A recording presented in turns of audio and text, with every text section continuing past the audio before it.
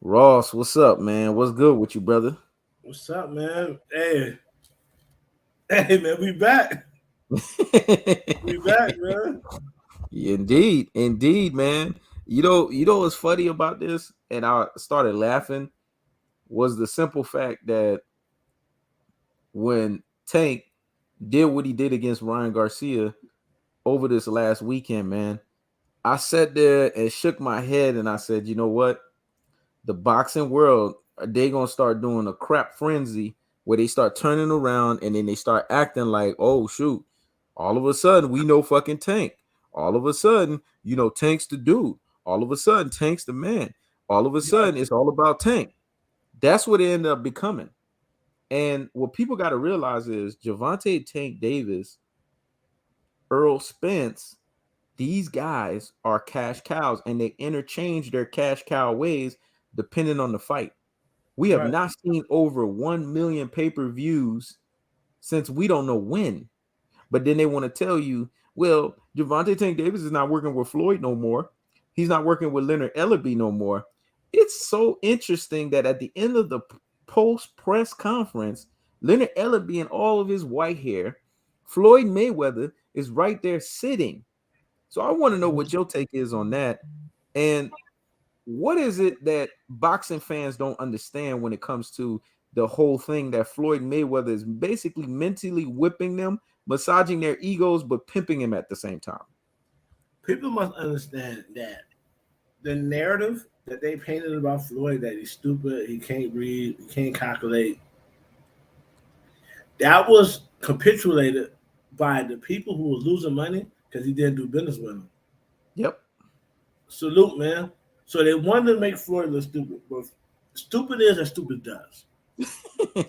Stupid is as stupid. Smart isn't as how many degrees you accumulate, because I know a lot of people with degrees who are stupid. Obviously, the United States Hmm. Navy, all the officers had degrees. I haven't met one officer I thought that was smarter than me. Yep. Yes, am I arrogant? Some may say, but I'm not unreasonable. I haven't met one officer that I thought was smarter than me because they didn't do smart things. Hmm. I'm saying all that to say, Floyd Mayweather Jr. is not no fool. The LGBT, the black community, we love seeing black niggas win. Did you just call them the alphabet? I said the LGBT. The LGBT love to see niggas bicker, right? So what do Floyd and Tank give them right before every fight? Hmm. They give them a perceived bickering session that they don't fuck with each other anymore. And Hmm. then by the end of the fight, what do you see? You see Floyd and Tank right there next to each other. Yep. Since you want to see black niggas fight, since you want to to gossip, we're gonna give you something to gossip about. Exactly. And every day you gossip, you're just promoting our fights. Yep. Just promoting and promoting. Yep. You're doing the Yep. promoting for us because you want to see black men fight each other. You know what I'm saying? Yep. He's And and manipulating. and it's interesting you said that because all I saw at the end was Leonard Ellaby just hitting Oscar De La Hoya with uppercuts, hitting him with jabs, telling him, "But we stole all your fighters. We took all your fighters." You cannot be Mayweather Promotions talking like this if you're technically no longer promoting Gervonta Tank Davis. And Tank is right there eating all of this shit up and understanding the mastermind behind how PBC operates. It's like all of these guys have really learned from the brainchild of Al Heyman, the brainchild of Sam Watson, and pretty much just sat back and said, okay, these guys have masterminded the game. They've masterminded the situation. And they see, okay, this is what boxing fans are. They're basically going to jump to whatever conclusion they're going to jump to, all while they watched a fucking janky promotions show itself up, rear its ugly head, only to Mm-hmm. what? Lose its promotional banner after one fucking fight. That's why I Right. implore you guys to go watch the 2009 Janky Promotions movie, because when you watch that movie, you will see Black Prime boxing at its finest. Mm-hmm. I honestly think those motherfuckers came from Modesto, man. I'm gonna be honest with you, Ross. I think that they got their money from drug dealers, just like the movie, because it's the only way that I could understand that and rationale that money where it came from. They got it from somewhere. Yep. But if you ask me, the whole point of that fight was to duck Errol Spence. Exactly. What was the purpose of that fight? And then Errol Spence he drove a stake in their heart when he said, "I'm not leaving 147, no matter what Yep. y'all do." Now they wasted all that money. They wasted all Yep. that time. The Errol Spence still didn't leave. Exactly. It's gonna be brutal. It's gonna be I think brutal. what you said. I think what you said went over people's heads. I think they need to hear that one more time, man, so they can catch it. Which part?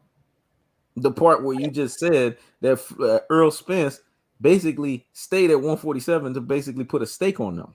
Yeah. Errol Spence drew a stake in all the haters' heart. The haters that say Errol Spence don't want to fight Terrence Crawford. When he said, I'm refusing to go to 154 until I fight Terrence Crawford.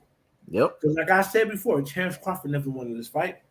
Errol Spence has presented an offer that Terrence Crawford can't refuse. Yep. By staying consistent and not leaving. Yep. And he's patient. Floyd would have left already.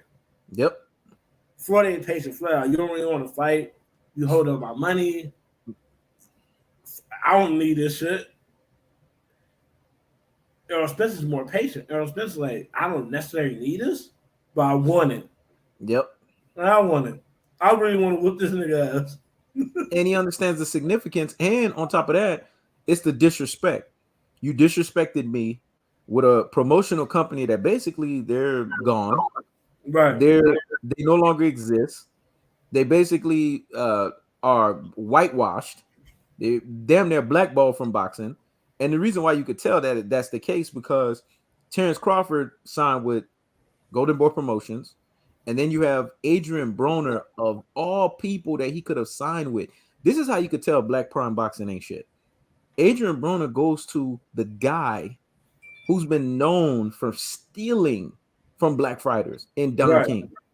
So he had to leave that situation with Black Prime Boxing just to go to a guy who's basically what we would call our Black Hood version of a loan shark. Don King is the Black Bob Arum. Yep. Don King got the bad name, but Bob Arum is just as bad. Yep. They the same. Old school boxing, the boxers are slaves. Yep.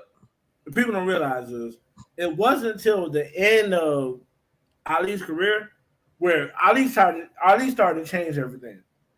They made an Ali act and he started getting more money, but niggas wasn't getting paid like that. And then Mike Tyson was the first real boxer to really get paid. And he blew it all. Yep. He blew a lot of his money, and he got fucked out of a lot of it with Don King. But he was the first one to really, really get paid, Mike Tyson. Yep. But Roy Jones got some money. But Floyd Mayweather was the one that's supposed to get paid what you actually earn. Before you go to Floyd, we gotta say this about Roy Jones. Roy Jones made a lot of fucking money too, and blew through that shit too.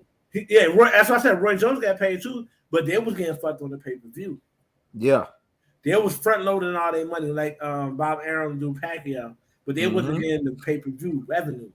That's how Floyd was getting these $100 million, $200 million, $300 million checks. Because Floyd was like, no, I need some of the pay-per-view revenues too. I need everything. I need some of the deal with Showtime. I need everything because all this because of me. And Roy Jones fucked himself over because Roy Jones fought all of the great fights. They were pretty much pre him using them as pay-per-view fights to really generate money. Like the fight with him and Bernard Hopkins at their prime. That should have been a great pay-per-view bout. It didn't happen that way. Him and what's the punch drunk dude's name? It's not coming to me right now.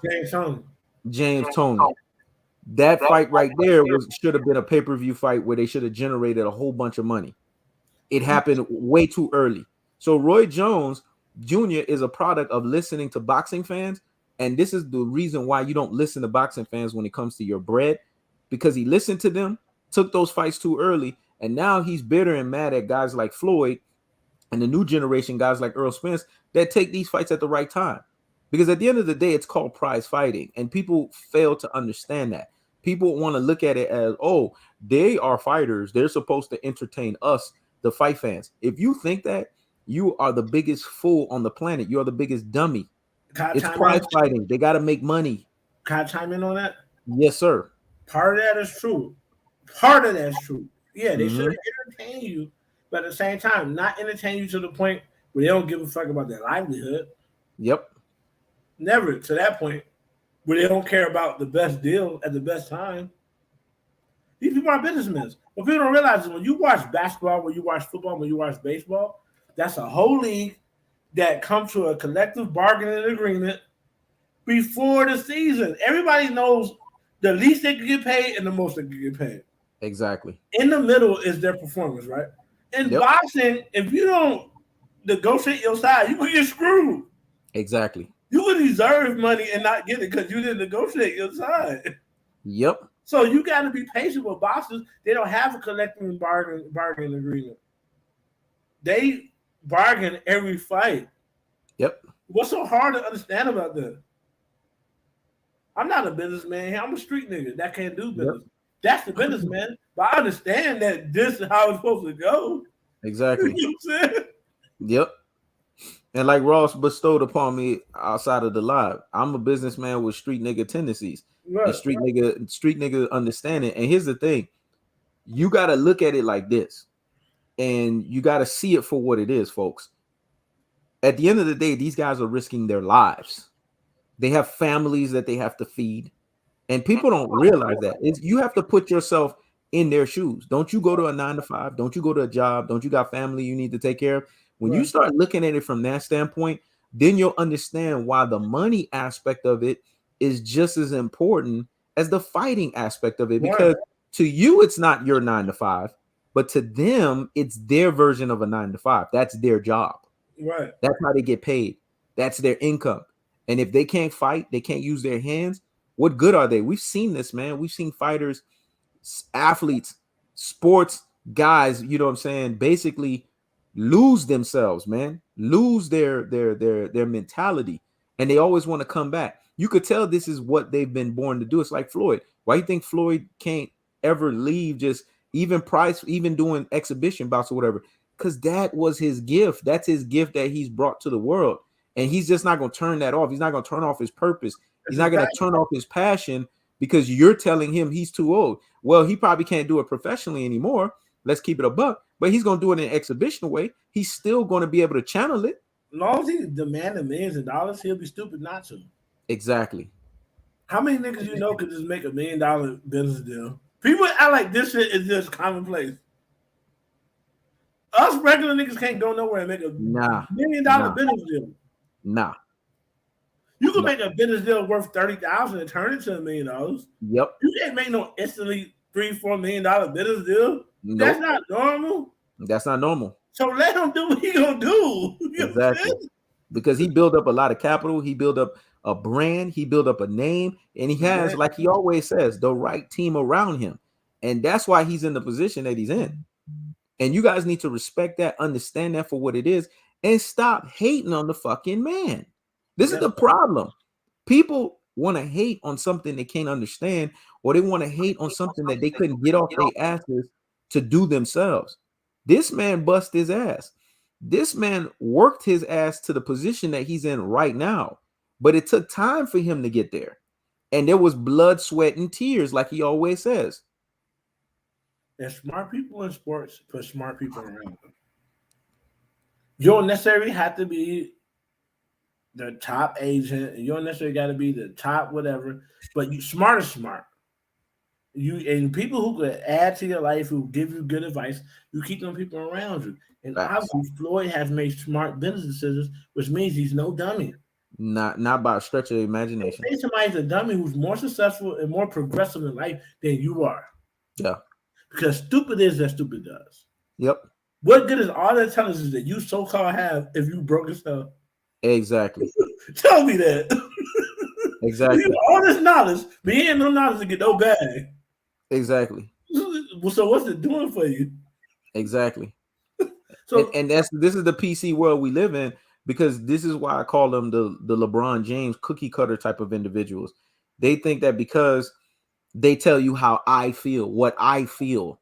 Let me tell you something, man. I'm about to give you guys red pill, true alpha, extraordinaire, governed by true alpha economics shit. Nobody gives a fuck about what I feel. Right. Your feelings, your emotions don't mean shit. It's about your productivity It's about your lights, camera, action, and it's about what lasting legacy and imprint you leave in this world and how the fuck you do it. Because I could sit here and tell motherfuckers and pump my chest, I'm a quote unquote alpha. Ross can do that shit. But unless we have shit to prove to back that up, don't nobody give a fuck. So I'm going to tell y'all motherfuckers, nobody gives a fuck about what I feel.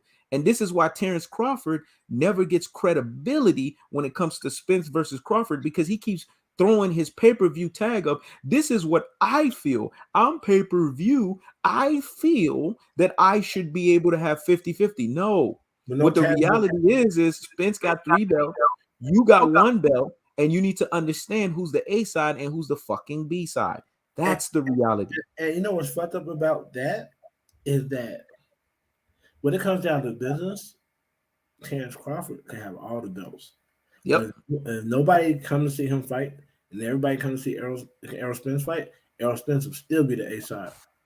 Depending on how much that shit snap in Errol Spence side. Because people are coming to see one person. And this is the thing. This is why no matter how good they play a football player, they're never paying him enough. Facts. Just the proof I'm gonna give to y'all. And he knows as the businessman. I'm the hood nigga that can do business, but he can vouch if I'm wrong, he gonna correct me. Yep. If Floyd Mayweather is able to make at the minimum $100 million paycheck in one fight, and it ain't nothing but a 16,000 or 20,000 crowd at the fight, and with pay-per-view, how much money are the football players leaving on the table? Football players are seen by millions every game. The star quarterback is seen by millions every game, far more than the pay-per-view. Yep. There's at least 50,000 people at a stadium to watch them play. Facts. People talking about Lamar Jackson don't deserve 185 million guaranteed. He deserved way more than that. Way more than that. Because everybody watched Lamar Jackson play football. It don't matter who team we root for. You watch Lamar Jackson when he play. Yep. You know what I'm saying? And on top of that, it's a packed house every time he plays. Lamar Jackson, he's supposed to be getting the checks that Floyd was getting. But football isn't organized like that. Yep. But that's the beauty about boxing. If you're on your shit, you could really, really get paid. And I'm glad we all said that, because Floyd is the only athlete. There's one other athlete that I would say he's not too far off. He makes close to his full valuation, but Floyd is the only athlete that makes 100% of his revenue, man. Everybody else, they don't make 100% of their fucking revenue. Who's the other one you gonna say? Tiger Woods. See, that's why I said we twins, because he already knew what I was thinking. Tiger Woods. And the reason why I don't understand nothing. I understand money. I understand money. The reason why you know it's Tiger Woods is because Tiger Woods, although he didn't get all the money that he fully deserved in golfing, he finessed the situation in endorsements, and he finessed the situation on his off the court presence. This man has made billions of dollars off the golf field. So he finessed the situation. They pay Tiger Woods the golf. Yep. Whether he wins or not, he gets paid this amount. Yep. Because people don't even watch that shit. Tiger Woods. Even with all the controversy, even with all this shit, they tried to just rag this dude's name. The dude's still a billionaire. Y'all can say whatever the fuck y'all want to say. This motherfucker, everybody else, they have to place in some type of placing to get paid. Tiger Woods gets paid regardless whether he plays good or bad. Regardless. So he's the only one outside of Floyd, and even he's not getting 100. He's getting about 75% of what he's due. Then you got all these other athletes, basketball and football. So to answer to Ross's major point in my ancillary way, basketball players and football players are only getting a quarter of what they deserve. So when you see 185 million from Lamar Jackson, you need to multiply that shit times 4. And the reason why you got to do that is because you have to think of the billionaires and the guys who own the team. These guys are generating billions of dollars every year off of the back of these athletes. So really, it is a modern day slave trade operation. The only way that you can treat them as actual employees and not slaves is by paying them actually half of what you're making, because then you would be saying that they're your subordinate, but they're actually your employee. If you look at most job situations where you have a CEO and you have board of directors and you have high level managers, the senior level managers, and we're talking about people that have shares in ownership, not the people that just work as mid-level managers because they're treated like slaves too, and employees. We're talking about senior level management with ownership stake, kind of like a Partners. JV type. And then you have basically those board of directors. These people, because they have buying power into the business, they are treated not like the person who runs the business or owns the business, but they're treated with a certain level of respect to where they have buying power into the business. So hence, they're actually getting what they deserve based on the position that they're in. So when you think of Floyd, Floyd is a board of directors. He's getting actually what he deserves. And then when you think of Tiger, Tiger is that senior manager. But Right. all of these other athletes, let's be honest, they are like mid-level manager and below. Even Kobe Bryant and Michael Jordan were considered mid-level managers at what they were making. Because Kobe, let's be honest, Michael Jordan, let's be honest, Michael Jordan made what, $4 million for so many years, and then the last few years he He asked for made 30 25. million. Man, they underpaid Michael Jordan, man. Underpaid Mike. Like a motherfucker. That's one thing I don't like about Mike. Mike is a great athlete, but he wasn't that good of a businessman. He made billions of dollars, but pretty much Mike should be like Elon Musk. They give Mike a 5% royalty on the Jordans he sells. A 5% royalty. Yep. It's enough to keep him a billionaire, but it's Michael Jordan. Yep. Michael Jordan should be getting like how Kanye made so much money so quick? Yep. Because Kanye owns his shit. Yep. Kanye made $6 billion in like 2 years. You know what I'm saying? He owns it. Yep. But Michael Jordan did what was called taking the safe deal and the safe bet every time and taking what was given to him first and foremost because he wanted it locked in. And there's nothing wrong with that. You got a lot of niggas that's like that. But here's the thing. Michael Jordan, and Ross is right. Michael Jordan should be right now. Michael Jordan should have 30 to 40 billion. If we really want to evaluate him, his impact at the lowest. Easily 30 to 40. And you know who could get Michael Jordan 30 to 40 billion right now if he fires his team and he hires him? Al Heyman. Yep. Al Heyman. Because Al Heyman would say, okay, you're Michael Jordan and you need to be making Michael Jordan money. Shit. You got motherfuckers like Floyd Mayweather, who I have made, whose basically net worth is catching up to yours, damn near gonna leave you in the dust, who looked up to you. We need to get you to Michael Jordan status. So this is what we're gonna do. And then next thing you know, what you would see, the first thing that you would see, speaking to Ross's point, Michael Jordan would then have to sue Nike because let's be honest, Nike was in the gutter and they were in the shit. There's a movie called Air. If you guys go watch it, it came out April 5th. Nike was getting ready to be fucked sideways. They were basically gonna lose out against shoes like Adidas. All of these guys were about to dominate them. But who shows up as a basketball player? Run DMC had Adidas kicking Nike ass. Kicking their ass. Who shows up as a basketball player to bring Nike to where they're at? So Michael Jordan shouldn't be getting 5%. Yeah. Michael Jordan should have out the gate been getting 50% of shares. And then it should have been going up to the point to where now, if he was the first lifetime athlete, they should have said, okay, you know what? Since you made us so much money, we are going to have you have your division, the Jordan brand, which you make 100% of your own shares by yourself. Eventually, that's what it should have graduated to. It didn't happen that way. So Kanye West looked at it and said, okay, Jordan's getting fucked. Yeah. I'm not going to get fucked. So in my deal with Adidas, that's why his ass left Nike with Yeezy, because Nike was trying to do him like MJ's. He was like, fuck y'all. So he went over to Adidas and said, look, out the gate, I want all ownership rights and all exclusivity. That's why you see when Adidas ran and did this whole publicity stunt where they cut him off, they realized they were going to lose billions of dollars. So they brought him back in because they got to salvage their money. Don't nobody want to lose money, especially billions of dollars. That can systematically fuck a company up, especially a Fortune 500 company that is estimated to make a certain type of money in a quarter. In an estimated quarter, businesses are supposed to make what they're supposed to make. And a lot of times, people say that shit is cutthroat.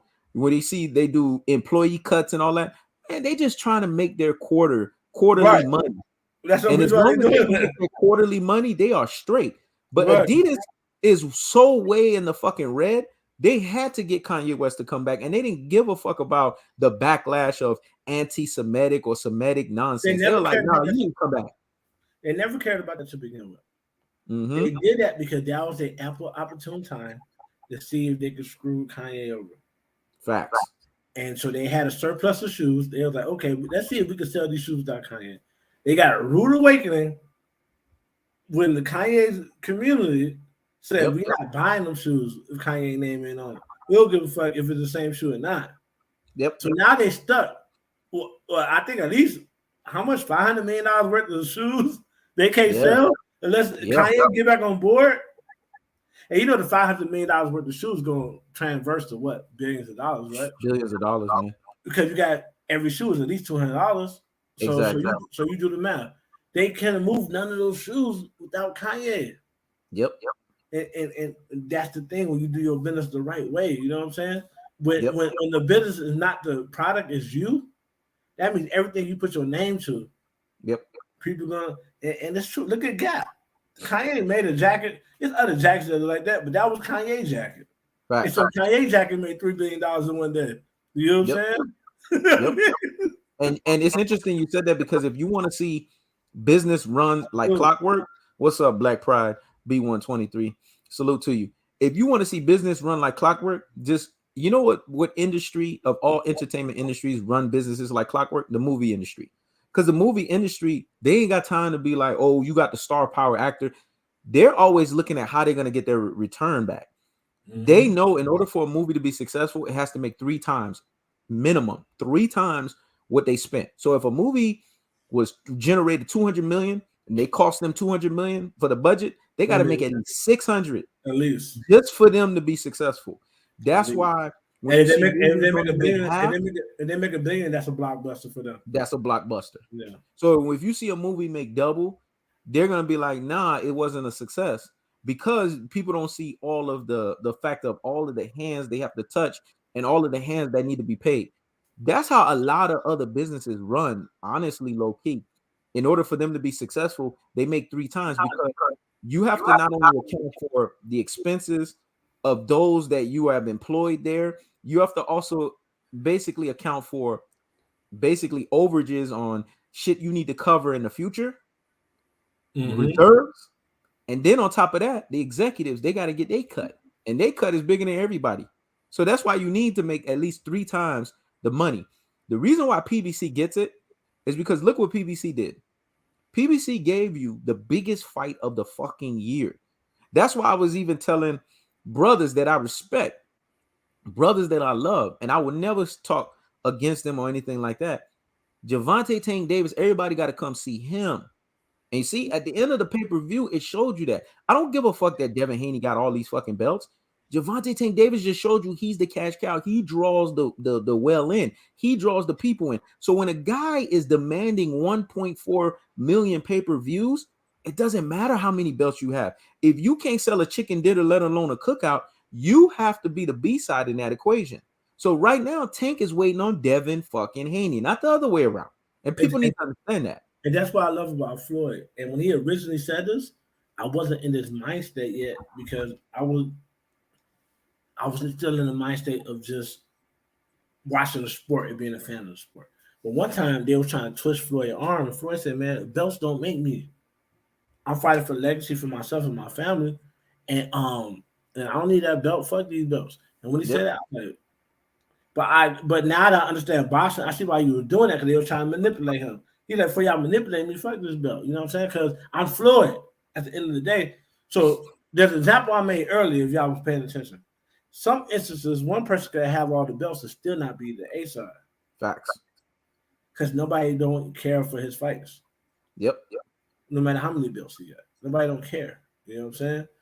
So when Floyd fight Tank, I'm not Floyd. But if Devin Haney fight Tank, don't be surprised if Devin Haney's still the A side. Even Exactly. though, and not Devin Haney, if Tank's still the A side, even though Devin Haney got the belts. Don't be surprised because if I ain't mistaken, Devin Haney ain't never. Did he even fought on pay-per-view? Yeah, he fought on his own subscription. He fought on the zone. He fought on the zone. He ain't fight on no damn pay-per-view. And here's the thing, bro. And here's the thing. You have to sell the fight. Tank, you can't say Gervonta Davis because people, as great as the name Gervonta Davis is, eventually that name is going to become a household name. You have to sell the fight. Everything is about branding. His brand is Tank. So you have to say Tank versus Haney. Right. And the reason why you have to sell the fight that way is because all the hood niggas know Tank. Right. All of the celebrities know Tank. Every motherfucker know Tank. So you have to put Tank first. Right. Shit. Tank was at a basketball game and Denzel Washington came up to this motherfucker, shook his hand and said, I know you. Yeah. Well, you're not going to see Denzel Washington say that to Devin Haney. I could guarantee you that. I know you, man. And I know your hands. I know how powerful you are. This is why people got to understand it's Tank versus whomever at those lower weight classes. And at the end of the day, Tank has earned the right at this point after giving boxing. Basically, he saved the sport by giving them a big fight for the year, giving them some leeway, and now he's earned the right to say, Devin Haney, the shit is on you. Handle your fucking business May 20th with Loma. Then we go in and we settle the dust. Because let's be honest here. Tank's gonna knock these motherfuckers out. Let's stop delaying the inevitability. He's walking through Devin Haney. Devin Haney, it's better you lose now while you're still young to Gervonta Tank Davis than you sit there and lose later on. Because the longer you push this shit out, the worse it's gonna be for you. In terms of you're not gonna be able to rebound and shit like that. So just get your fucking tanked, get knocked the fuck out, and then you could move on after that. And then Gervonta Tank Davis could fight Shakur Stevenson, knock his ass out, and then Tank could go on his merry way. Right. And then the same thing with Shakur Stevenson. Shakur Stevenson can bounce back from that. But if you guys keep saying these guys need to wait, here's the problem. When Tank finally get a hold of them and knock these motherfuckers out, their career is going to be way more on a downward spine than it is now while they're still young, where they can rebound the loss. They're not going to be able to rebound that loss later on. So just go ahead and get knocked the fuck out now so Tank can move on his way. And then y'all could dominate y'all little weight classes after that. It's that simple. Right. It is, man. And Black Pride, you said something when you said that. Let's be honest. Devin Haney is my second fighter in boxing, but he don't put butts in the seats. Most of the casuals I know never heard of him. Tank is the A side. Facts. And people don't realize is while casuals get on our nerves, casuals make the sport. Yep. Because casuals make the big fights. Exactly. My aunt was texting me back and forth on Instagram talking about who do I think gonna win, Ryan Garcia or Tank. There you go. That tells you everything you need to know. And she did that, that's when I knew it was gonna be at least 800 million. To 800,000 to $1 million pay-per-view. There you go. Why the fuck does she know about this? She a medical receptionist. Yep. But she knew about this fight. That's why I knew right there. Yep. But why I keep telling people, don't be surprised when Errol Spence fight Terrence Crawford. He don't surpass that because people just wait. You know what's funny, Ross? You know what's funny, Ross? And I'm gonna let you get your point back. You know what's funny? Cause I want to get this off real quick. All these Tank fans, all these Devin Haney fans, they scared because they saw the way Ryan Garcia, a big name, got knocked out, and it was a body shot. They scared, bro. Go ahead, right back at you. What people don't realize is one thing Devin Haney got going from, he has length, and he has a nice jab, but he don't necessarily have the power to get Tank out of there. What does he have that's going to keep Tank off of him? Exactly.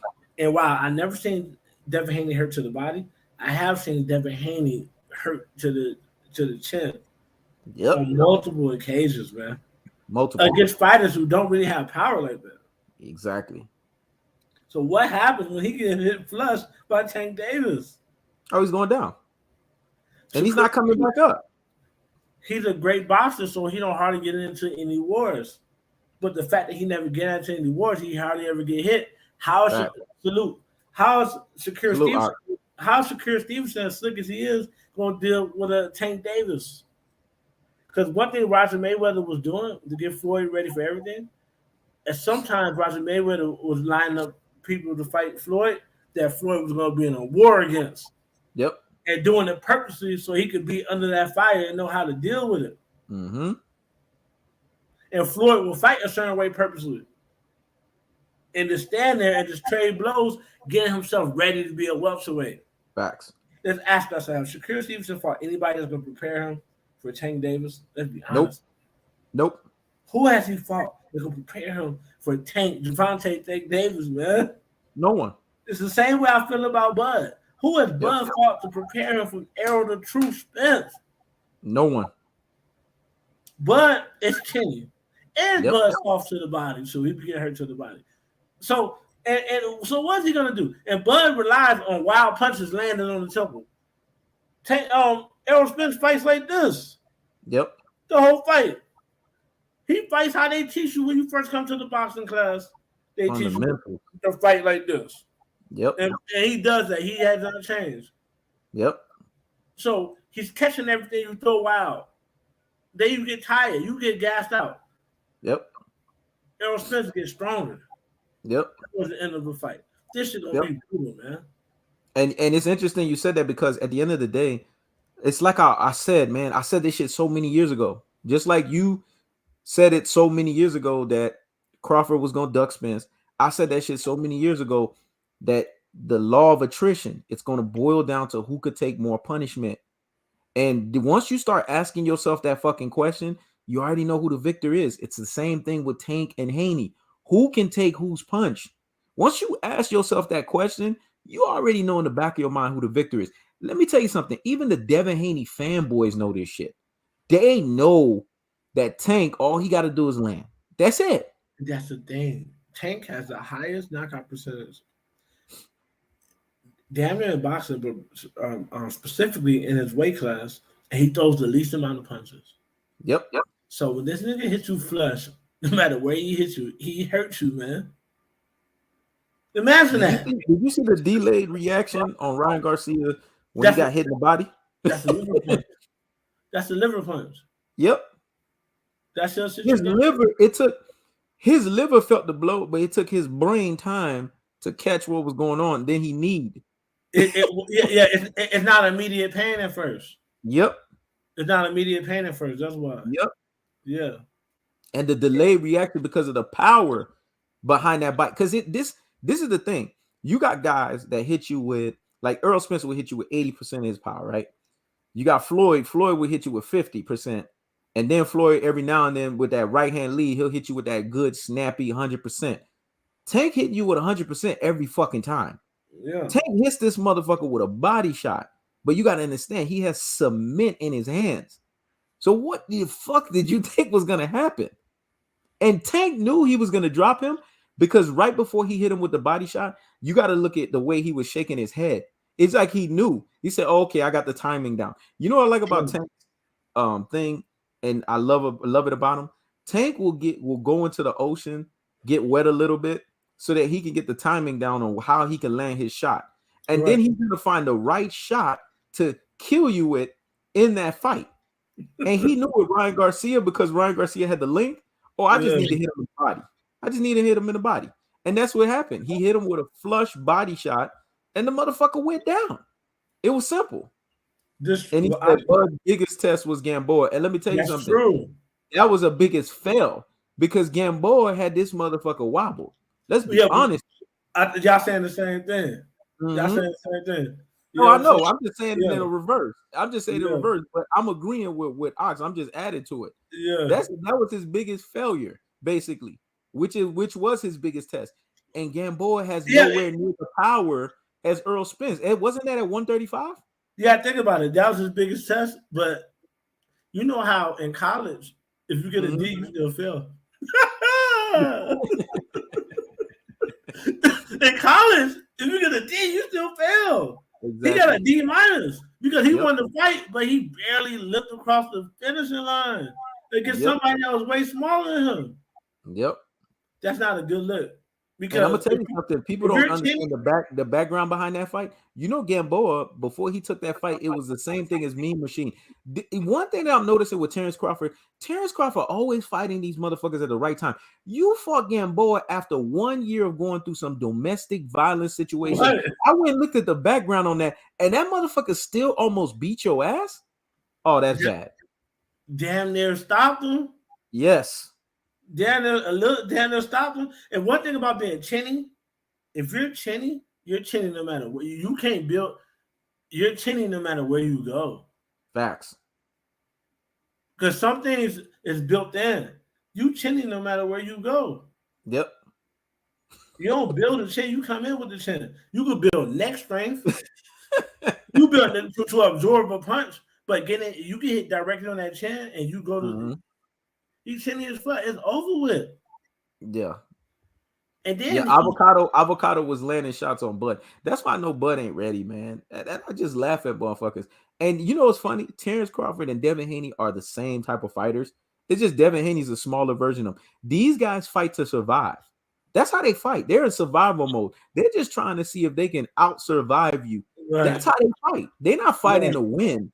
They just happen to fight guys that they can out survive, or right. guys that are in a paid to lose status, a nosedive status, to where it makes them look like they out survive. Because how was Sean Porter not training nowhere near the way he was against Errol Spence, was mauling the fuck out of Terrence Crawford for the first half of the fight, but then Right. all of a sudden around round 6, round 7, he forgets how to just be Sean Porter and then take shots. And his acting performance was so bad because he got hit with grazing punches and he falls to the floor. Come on, Sean That Porter. shit was a dive, man. Yes. It was a dive, and it was so disgusting, man. It was so disgusting. I'm like, man, boxing got to do better, man. Yeah. Bro, just don't take the fight. And when Errol Spence was shaking his head, people thought Errol Spence was shaking his head because he saw the bullshit. Errol Spence know better. Errol Spence, I was just in the ring with this nigga. He don't fight like this. Exactly. Y'all saw how you fought me. You know what I'm saying? Yeah. Come He on don't now. fight like this. He took a dive. No. That shit Bud don't got power like that to where Bud can just be trailing off the back foot and hit you with a shot, and then you go down. Come on, stop it, man. Y'all on that bullshit, man. yeah, that's crazy. Yeah, Tank is gonna do the Tootsie Roll. Oh yeah, man. Not Tank Tank, but let me tell you Tank, something. Devin Haney gonna roll over. I'm gonna tell y'all right now. Devin Haney is going nighty night. That motherfucker gonna be seeing some dreams. His name is the Dream, right? He going to be dreaming at the end of that damn fight, man. Once he gets hit with one shot, and you know what's sad about it? Because I don't want to see another brother do that to another brother. But Devin Haney talked he talked his shit to the point to where it kind of gonna have to happen to him like that. You gotta understand. He didn't. Devin Haney is very deluded, and I blame his father for this. Devin Haney said on Twitter, my pound for pound face of boxing is right around the corner. After I stop, he said after I defeat Lomachenko. Oh, Lomachenko was never like that to give you a pound for pound status. Facts. Lomachenko was bigged up by ESPN. Oh yeah. He had done nothing to deserve that. He never. Lomachenko has never sold out an event in his whole career. This nigga has never sold out an event in his whole career, and they had him in a pound for pound. Ridiculous, right? Ridiculous. You know what I'm saying? And why they always find a way to hide his loss against Salido? Like, come on, man. He didn't try to take a loss. It said 14-1. Then when you blink, it said 14-0 and shit. What? These niggas took a loss off before our eyes. They never did that for nobody else. Man, his ass got beat up by a flaming alcoholic. The dude left the alcohol store, went into the fight, and beat the shit out of his ass. You got to give that loss, man. Let's just keep it real. And Salido set a tone because Salido gave a blueprint. I don't care what anybody say. He gave a blueprint. Teofimo Lopez used the blueprint. And you got other motherfuckers that used the blueprint against Loma too. They just wasn't as successful. But you realize, just maul this motherfucker, brutalize him, punish him, and you're going to get his ass out of there. It's that simple. You're going to get him out of there. You know what I'm saying? Because that little shit that he do don't work against pressure, man. Because one thing about Eastern European fighters, Mexican fighters, they can't fight going backwards, man. Yep. They can't go fight. They can't fight. That's how Canelo won those fights against Triple G. Yep. Because as good as Triple G gotta come forward. And if you put him in a predicament where he can't go forward, he's ineffective. He just blocks. Exactly. He don't do nothing. Blocks and don't do nothing. If all you're doing is just catching punches, you ain't doing shit, you losing. Even if the person not landing. If all you do is blocking the whole fight, you losing. Yep. He don't have no slips, nothing. They straight up and down fighters, man. That's why Floyd said, man, Triple G, that's easy word, straight up and down, no special effects. It's like you know what's funny about that shit? It's like basically a lot of the European fighters, they got one or two things going for them. Either they are of Triple G mode, it's just straight power, or they're like Loma, they just do feints, but they don't know how to do nothing else. And you can see Manny Pacquiao, same shit. Feints, don't know how to do nothing else. You know who nice? Bivol. Mm-hmm. Bivol surprised me. Bivol beat Canelo ass, boy. That's because Bivol got that damn Sergey Kovalev style, man. That European style. That European style teach you fundamentals. Them motherfuckers, they use the jab, they keep you at the length behind the jab, and they set everything up through the jab, man. And you know where all of that came from? To be honest with you, it's not a European style. I'm about to tell y'all some shit. It's going to be a revelation, not to Ross, not to Ox, maybe not to some other people here, but it's Emmanuel Stewart style that they basically called European style, because Emmanuel Stewart was the first one to introduce that to those brothers, the Klitschko brothers. Mm-hmm. That's how that shit gate went over there. That's why they got that nice finesse type style. It's kind of more rigid. It's not as slick as the black style, right? But you could see there's some slickness to it. It's Emmanuel Stewart that brought that shit over for the motherfuckers. So really, it's not European style. It's Emmanuel Stewart style, because Emmanuel Stewart told those Klitschko brothers, hey, set everything up through the jab, keep these motherfuckers behind the jab, and fuck these motherfuckers up. So basically, a lot of these guys have what we call the Lennox Lewis style. Let's keep it a buck. That's exactly what it is. But now they want to call it a European style because they want to give them a little flair. But it's really the Lennox Lewis style. Yeah, because, you know, Emmanuel's gone and Lennox Lewis retired, so now they're gonna lay claim to it. But and I feel like you absolutely right about that. But what I like about Bivol that's different from them is Bivol, he don't have to go forward. Nope. Bivol could go back, he go side to side, he's moving around. Bivol showed me a lot, and I really don't think, unless it's some type of dive in effect, I don't think Canelo should be getting there with Bivol again. Bivol exposed Canelo. And you know what's funny? Canelo now is the butt of every fucking joke, because now Canelo's saying you need to come down to 160. Why would a motherfucker that beat the shit out of you at 175 go down to 168? That don't make no sense. But guess what he said? He said, if I come down to 168, we fighting for all the belts. Exactly. And now Canelo's like, man, well, I don't know about that. He wants to fight this nigga at 168, but he don't want to put none of his belts up. Exactly. I think Canelo has been really bad for boxing, man. Yep. 3 champions have been bad for boxing. Canelo. Mm-hmm.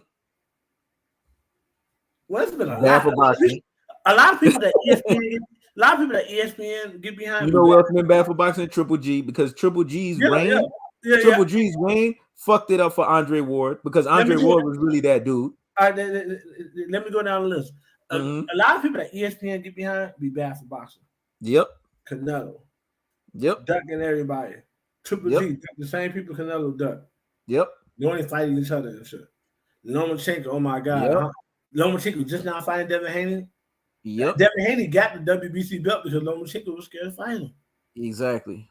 Teofimo Lopez, every time he take a loss, he always talking about he go through some type of emotional distress. He crying and shit. And he always talking about when black people get the most favor in boxing. What type of world he live in, man? Yeah, what world he live in? Anybody that ESPN jump behind, you know who I give respect to? They jumped behind him. He wasn't better than Floyd. They overrated him a little bit, but he deserved it. Manny. Manny's the only one that really deserved ESPN hype. There's only one white boy I respect, and it's that dude that beat Anthony Joshua twice. What is his name? Not right now. That motherfucker got it through the dirt. Usyk? The Usyk. Alexander Usyk. That's Usyk the the only fight. white boy. That's the only white boy. That's the only white boy I like because he got it through the mud. He didn't do this shit where hey, I need you to prop me up. He told Anthony Joshua, "I'm gonna beat you the first time." That's exactly what he did. And he said, "I'm gonna Mm-hmm. fight you again. I'm gonna beat you again." And that's what he did. And there was no pumping him up. There was none of that. And if you notice, they don't get behind him like they get behind these other great white hopes. They don't do that. Nah, nah, because you have to know how to speak the language for Americans to get behind you. Yep. Americans weird. They weird like that. They don't just respect greatness. They want you to Yep. speak the language and shit. You know what I'm saying? That's the only reason. That's what helped Triple G back. If Triple G could speak the language, he'd have been having pay-per-view, massive pay-per-views. Facts. You know what I'm saying? But he couldn't speak the language, and they really hold that shit. They hold your ass to the fire when you can't speak the language, and when you Yep. be struggling and shit, they be like, "Man, get this motherfucker out of here." But think about it. But that fight, that fight with Usyk told me two things. Mm-hmm. It lets me know why Joshua never fought Deontay Wilder. He told me Exactly. that Usyk is better than what I thought, and Joshua was Yep. never as good as what I thought he was. Exactly. We you know we all knew that Joshua was afraid of Deontay Wilder, but those fights revealed that to us. But prior to that fight, let's be honest, Ox was calling it. The Andy Ruiz fight revealed it to us even before then with that Cholo style. That dude set the tone. He exposed Anthony Joshua for being robotic and boxy. And Yep. all Usyk did was like, oh, okay, I do got a similar build like Andy Ruiz. I'm just a little taller, but I am smaller than Anthony Joshua. So if I could just use a lot of the same fundamentals that he used, I can beat this dude. And that's exactly what happened. And Anthony Joshua is mentally weak. Once he Yep. starts getting down, he just stopped. Like his whole resolve, you could tell that his body language is fucked Mm-hmm. up. His game plan changes, and he just breaks down mentally, man. Yep. You know what I'm saying? And I just hate the fact that he lost to these guys when he could have fought. Deontay Wilder should have been undisputed a long time ago, man. He should have just got knocked out by Deontay Wilder. Nigga And was you know afraid to what? He fight would have got him. more respect. He would have got more respect losing that way. And see, this is the thing where He I would have a problem with still be super saw as a really great fighter if he lost to Deontay Wilder. fighting. But now Exactly. we question everything that he ever done because he lost to Usyk Question as it. easy as he lost to him. And now these motherfuckers that were sitting there saying, well, you know, I should delay. And that's why you got to know when the time is right to actually take on these fights. And it's the same thing. Terrence Crawford, I'm glad Ox said it. He almost lost to Avocado, right? Mm-hmm. And that even in that fight, he was getting hit with shots that he wasn't even supposed to get hit with. He was getting exposed. Why take on fights like that when you know at the end of the day, this is what fight fans want? The buildup is already there enough. You guys have done enough already. Just take on the fight that you're supposed to take. And that's the problem. These guys are afraid. They're scared. They don't take on these fights. Then they get exposed by a lesser opponent. And then nobody wants to really see them in the ring anymore. It's like Canelo Alvarez. After the Bivol fight, let's be honest. Are we really as excited against him and Jamal Charlo? Are we really as excited against him and David We not. Benavidez? We not. I still want to see it, but just the reality of the situation. Yep. Just the reality of the situation. He goes in there. He probably would have lost these fights anyway. He goes in there. He loses to Andre. He goes in there. He loses to Charlo. You know what they're gonna say? Beevil took the best of him. Exactly. He only lost because he fought Beevil. Yep. That's what they're gonna say, and that's the reason why he took this fight. It's the Yep. same reason why Kell Brook did that shit before he fought Errol Spence. Mm-hmm. And when he fought Triple G, why are you fighting Triple G, man? Because weight class for a reason. Now, Yep. when he fought Triple G, it exposed something to me about Triple G. That Triple G wasn't that good of a boxer. Yep. Now, you was up there. You was getting with Triple G glamour, but Triple G, he hit too hard for you, man. Exactly. Once he started hitting your ass, it was over with. But let's be honest. Triple G would have gotten exposed by Andre Ward. Remember, there was a time period where they were trying to say, "Oh, Triple G, he could fuck with Andre Ward." If they would have had that fight happen, Andre Ward would have been exposed them since then. Andre Ward would have stopped Triple G. Yep. He would have stopped Triple G, man. And they knew that. That's why they never fought him. And that's why, and if you notice, they did that to Andre Ward, man. They suffocated a lot of signature fights from that dude because they knew they didn't want to see okay, damn, well, we had to deal with Floyd. Now we got to deal with this motherfucker, Andre Ward. Now we got to deal with this motherfucker, Errol Spence. They didn't want to see that changing of the guard so much like that. Andre Ward got a Kobe Bryant treatment. Yep. He came too quick, too soon. Yep. Too quick, too soon. Yep. You just had Floyd, and Floyd wasn't the Michael Jordan type. Michael Jordan was the protagonist. Yep. Floyd was an antagonist. He didn't give a fuck about what white people think. So they really didn't like this nigga. And then you got another nigga that's nice like him, but bigger and stronger. They was like, nah, we finna systematically fuck with this dude right here. Yep. They're trying to fuck him out of paydays. They're trying to fuck him out of certain fights he need. And we finna irritate him till he retired early. He had like 35 fights when he retired, some shit like that. Exactly. I think he's 35-0. 35 yeah, 32 and 0. 32 and 0. And here's the thing about it. They suffocated him for years. They took years off of his prime in lawsuits. I mean, come on, man. They screwed this dude over to the point to where he came back. He was visibly a step or two slower. He wasn't even the Andre Ward that we were accustomed to because of the fact that they wanted to prop up Triple G, man. They basically, this is what they did. They basically saved Triple G away from Andre Ward. Because who was Andre Ward calling out the whole time? Y'all want to sit here and say he's the middleweight? He got to come see me. They were saving him because they knew Andre Ward was going to keep demanding that fight. And ultimately, we know how it is in the mechanics and the politics of boxing. If a fighter demands a fight enough, boxing fans are going to put pressure, and that fight is going to have to happen. It's going to have to happen.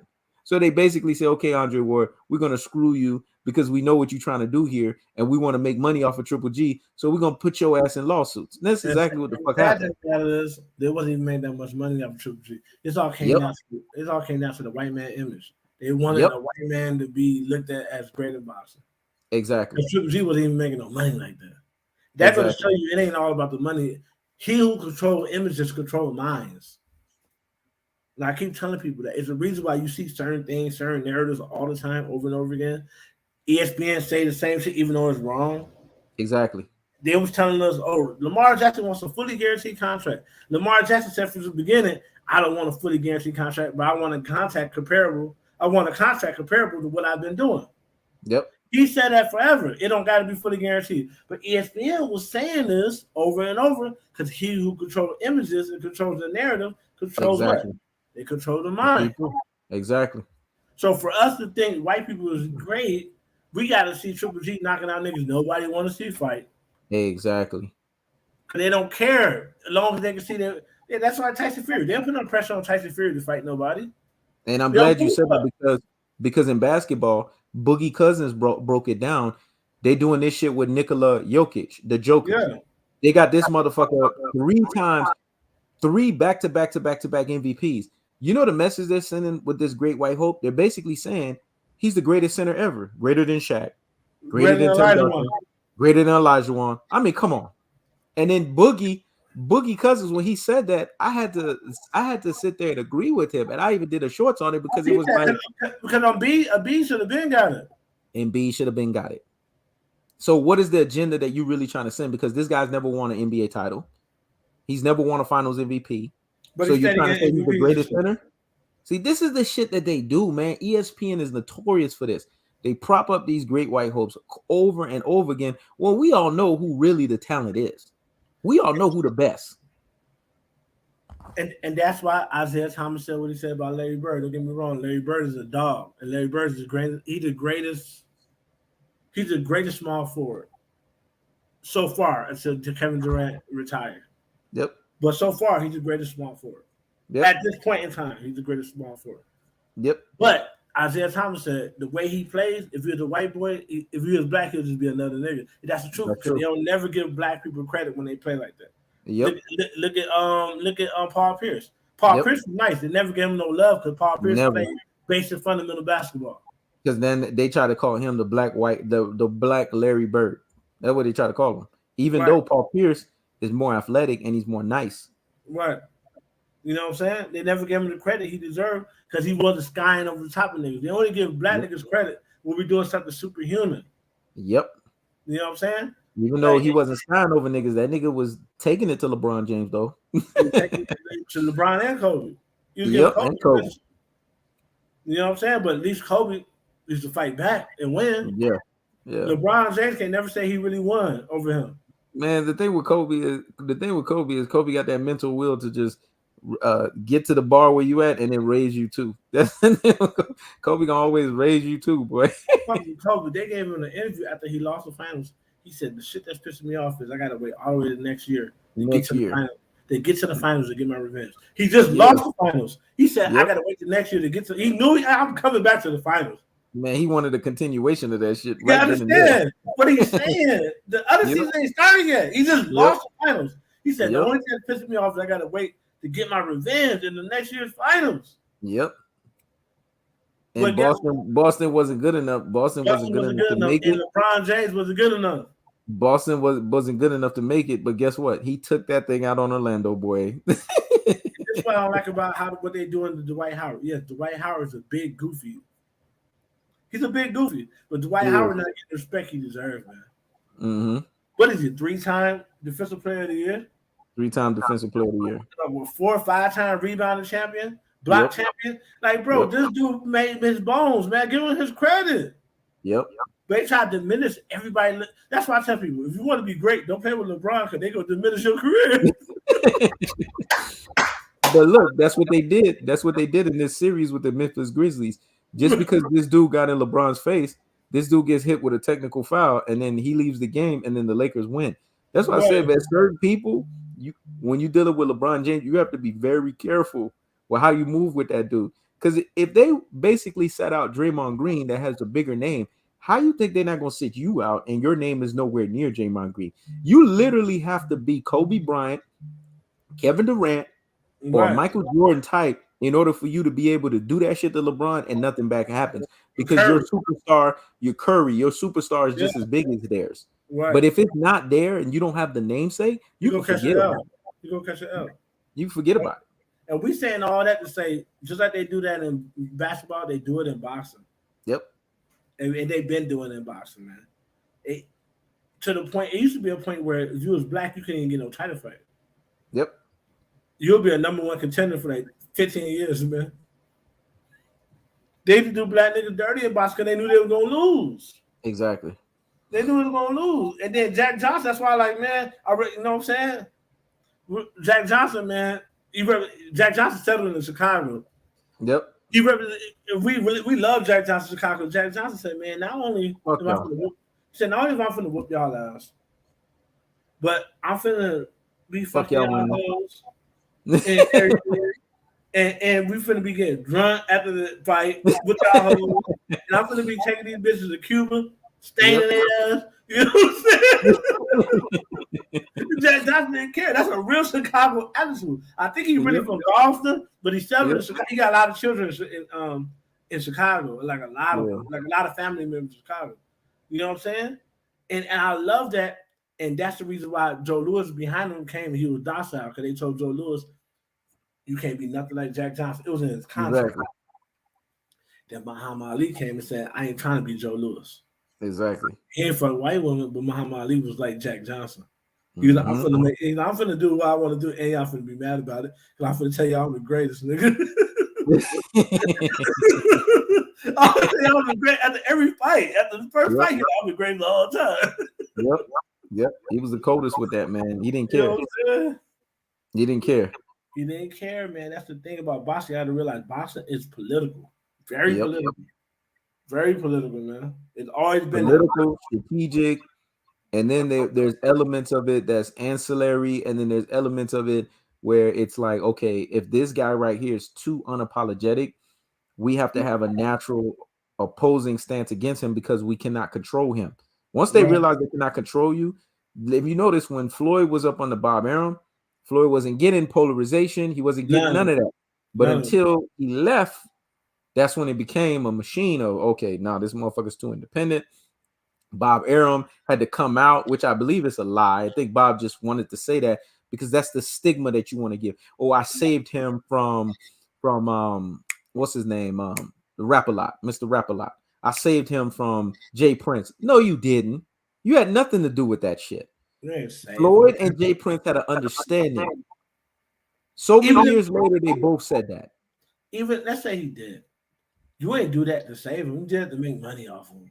Exactly. Like Suge Knight be trying to say he saved Pac and he got him out of jail. You ain't get him out of jail out of the kindness of your heart. You got out of jail because you could make a whole album in a week.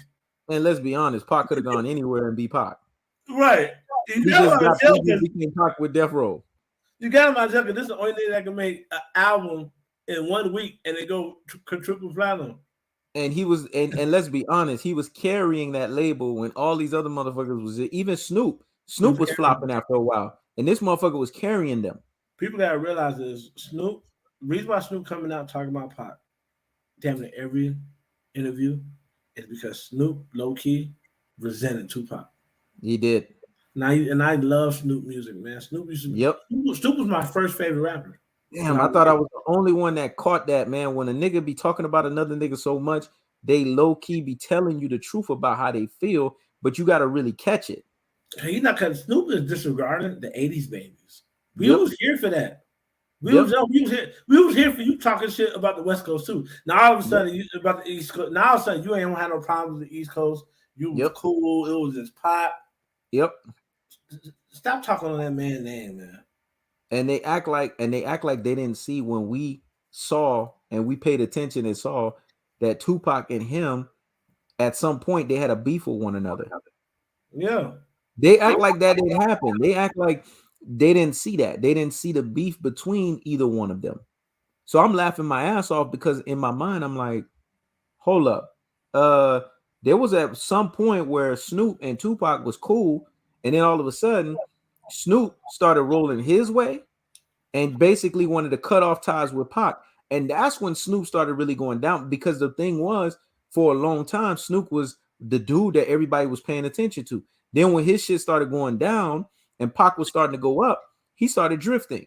Come on, man. Like, let's be honest here. And then we got the blood, and and the Crips element to it too. That's another thing I mean, we can go on and on about that shit, but that's another thing in of it. Right. The problem with Snoop is when Pac came and Pac was taking up so much light, Snoop then realizes all you have to do is be yourself and be unique, and you would retain your light. Facts. Me and he knows is the same, but we different. Yep. But if I was trying to gravitate to what he was doing or get resentful because his platform, what he doing, then I would lose who I am, and vice versa. But us being ourselves organically together, neither of us loses the light. Exactly. You know what I'm saying? But when Pac started, Snoop started getting the judges of Pac, his music even started changing. Yep. And he had to go back with Master P to find himself. Yep. Because the thing was that Snoop failed to realize, and just to add on to Ross's point, when you have two dominating forces that's revolving around an orbit, the only way that they're gonna work is they have to work in conjunction with one another, and they have to work in accordance. Anytime they work against each other, or they contradict, or there's a contrast, it's not only going to be obvious and apparent, because others are going to be thinking automatically in their mind, man, do y'all have beef? Do y'all have issues and stuff like that? But it's also going to be a situation where it's not going to work, because these two forces, they have to be themselves in order for them to work, in order for them to work in conjunction with one another. That's why anytime I do anything with Ross or anyone, and it's been rare, far few in between, but anyone where it's like-minded like that, you got to just let the person be the way that they are, and that person has to just let you be the way that you are. That's how it works beautifully. If it's not like that, then it's going to fall to the wayside. Now, when you're dealing with other motherfuckers that really, they're on a plane where the mentality is not the same, you kind of have to dictate the pace. Because if you don't dictate the pace, they're going to come in and fuck this shit up. Like, just real talk. And my boy Ox is here too. I could say Ox too. But outside of us, if it's someone that's not there on that plane, you have to steer the ship. If you don't steer the ship, man, let me tell you something. Not only are they're gonna turn that ship into Titanic, you're gonna lose out all the life raptors, and you're gonna be going down with the ship. You down with that motherfucker. Yes, indeed. Yes, indeed. But Ox still and Black Pride preaching on their last points they made. Bud wasn't raised with integrity. and honor. He was raised to get by, but Yep. doesn't have the mental capacity to understand the magnitude of the event versus his personal agenda. He does Well, not. you know what that is? You know what that is, Art? He was raised by a woman, man. He didn't have that father figure, dog. When you Oh, have a father figure in your life, your father figure challenges you to say, look, where's your fucking cojones, man? Earl Spence, the reason why he got the cojones he got is because he constantly got who? Earl the Spence daddy. Sr. in his fucking ears. He daddy, and we got Yes. and this is the truth right here. A step slower and still cut Kovalev big ass. They knew to Yep. keep Triple G away from. Listen, Kovalev would have changed Triple G career. He would never got a Canelo fight. Yep. Not fuck around with SOG. Man, Ross knows. Ross knows. Andre Ward is the person I don't too much care for him, but Andre Ward is the fighter. Man, Ross knows how dear I hold him as a fucking fighter. Yeah, They robbed this motherfucker, man, and he's right. I didn't even see it that way, but now I could look at it. He really had a Kobe Bryant trajectory because they robbed him, man, of just, his moment, bro. just like they And took when they finally gave him number one pound for pound, they gave it to him basically at his last fight his when last he was fight. getting ready to leave the fucking sport. That was bullshit. He should have been had that shit. Once Floyd retired, because he was number two the whole time. He Once should have Floyd been number retired, he one. should have went to number one. He should have been number one. So They as Floyd, shouldn't have just said, "Oh, Floyd and Manny." Manny had losses. They should have said Floyd and then Ward. but they did it on purpose because when you got number one pound for pound, you could demand more money. Yep. Everything is about money. People don't realize this politics shit is about making sure they try to hose Lamar like that, but Lamar is smarter than people think. They think all because you talk in a way to where you're not trying to acquiesce to white society, they think you're automatically stupid. But Exactly. Lamar Jackson got a better deal than these Yep. agents got for Jalen Hurts by himself, him and his mother. Yep. That takes brilliance and intelligence. You know Yep. why he did that? He didn't fold under the pressure. At the end of the day, these guys need me. And they don't pay me now, they're gonna have to pay me later. I'm not Exactly. folding until they give me something comparable to what I've been Yep. doing around here. You know what I'm saying? Yep. And they so used to us out to get to be stupid. But And you back know, what else is interesting about the whole thing? Not only that aspect of it, right? Let's go even deeper. Let's go even bigger, right? And let's talk about fucking Lamar Jackson as it relates to now he has Antonio Brown and he has Odell Beckham. And you know what? He's still not budging. In the back of his mind, he's still on his same trajectory, regardless that these guys are coming in. See, Baltimore think they could finesse him because they got these guys on the team. He's still gonna do what he's still gonna do, regardless. right. He's still gonna be Lamar Jackson at the end of the day. Yeah, you bring these pieces in, but that doesn't mean because you bring these pieces in, because I have to think in the back of my mind from a contingency standpoint, what if this experiment doesn't work? Because now you're dealing with guys that, let's Well, be he's honest, already paid. I'm not getting paid, and these guys are coming in with their prima donna tendencies. What happens if I don't give them the touches that they want, but I'm making the right plays based on what I see? What happens if between Odell Beckham and Antonio Brown, Antonio Brown only got 80 plus yards in this game, and Odell Beckham only got 70 plus yards, but we won the game? See, I'm not thinking about all of that. I'm thinking about what's going to be in the best interest for Lamar Jackson and what's going to be in the best interest for the team. Now, y'all gave me these weapons. I'm going to use these weapons at my disposal, but I'm going to use them at my disposal. Right. At the end of the day, he's already paid. Yep. You got the 185 guaranteed. And what I Yep. like about him is instead of him trying to seek all these endorsements, he's just starting up businesses, restaurants and shit. Yep. They fucked around and get the wrong nigga money, boy. That's the smartest thing to do, man. Endorsements, They cool. they cool, but they can but take it's like you're getting a check from, and you're being told, you're being bossed around. You're being told what you can and can't do once you can't get do it. endorsement. You But can't when you get these businesses, you're still running the shit the way you want to. A restaurant, man, you run that shit the way you want to. and that's why I'm so afraid to monetize my shit because it's gonna be monetized soon. I'm almost at another 1,000 on this channel. That's what I'm talking about. But I'm so afraid to get monetized because once you get monetized, these niggas be like, you can't say that. Man, let me tell you something. They demonetized me, so I'm gonna tell you right now. And they demonetized me because they said some shit about, I don't know what it is about I just started dropping some shit about talking about men and women and other shit. Next thing you know, I wake up one day and I'm seeing I'm demonetized. I'm like, oh, here we go. YouTube is very finicky about anything that you do that's controversial, man. I would tell you, Anything. don't give a fuck about the monetization. Do what you was doing with the Venmo Yeah. and the donations and shit like that, and just have people donate to you that way, man, and be done with it. There's a reason why you see a lot of people go the route to where they put their donate to motivate, they put their tags, they put their emblem. They make more money that way than the little change that YouTube gives you. Because here's the thing: they monetize the shorts, but they screw you over. The shorts Right. don't even get they get a fraction, even though the views on the shorts are going crazy, right? They're getting a fraction of what an actual video. They these motherfuckers think they slick because in a video you have to do to get $10, right? You got to do a 1K. Where in the shorts, to get the same $10, you got to do 10K. That's You see how ridiculous. they fucked you? That's When in ridiculous. actuality, it should be the same thing because it's a It's the same video. thing. Right. But they're basically saying because it's a shorts and it's not a video, oh well, it's shorts. See, they hit you with these Short, but technicalities. let's be honest, the most viral things going now are short videos. Exactly. It should be So about how viral the video is, not about the so length of when you're screwing these content creators over, what's gonna happen? And I'm just saying this, and there's a move that's gonna take place, bro. But there's a lot of these new platforms because I right now I'm getting ready to go start my shit over there. Platforms like Twitch, these platforms, when these things start taking off, motherfuckers gonna be leaving YouTube. YouTube's gonna go bankrupt if YouTube don't come back to a place to where they start realizing we need to value our content creators and pay them what they're worth.